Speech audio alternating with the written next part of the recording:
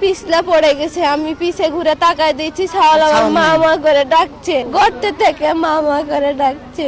2 ছাওয়াল 2 কাকালে তুলেছি, পরে একটা নামাই দিছি, ওকে নামাই দিছি। দিয়ে আমি সামনে হেঁটে গেছি, আমার পোলাটা পিছে পিছে যাচ্ছিল, যাতে লাগে পিছলা পড়ে গেছে। আমি পিছে ঘুরে তাকায় দিচ্ছি, ছাওয়াল আমার মামা করে ডাকছে। আমি পিছে ঘুরে তাকায় দেখছি ছাওয়াল নাই, গর্তে থেকে মামা করে ডাকছে।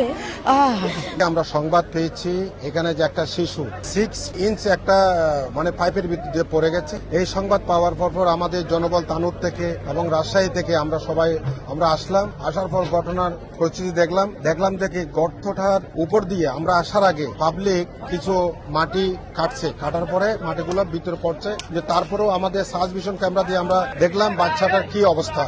আমরা যতটুকু দেখছি 35 ফিট নিচে, প্রায় 35 থেকে 40 ফিট নিচে বাচ্চাটা পড়ে আছে। তো আমরা তাৎক্ষণিক দেখলাম যে আমরা যদি অক্ষত যদি ভিকটিম যদি আমরা উদ্ধার করতে চাই, তাহলে আমাদের এক্সকেভেটর ছাড়া একে উদ্ধার করা সম্ভব না। আমাদের অন্য কোনো আমরা প্রসেস আছে।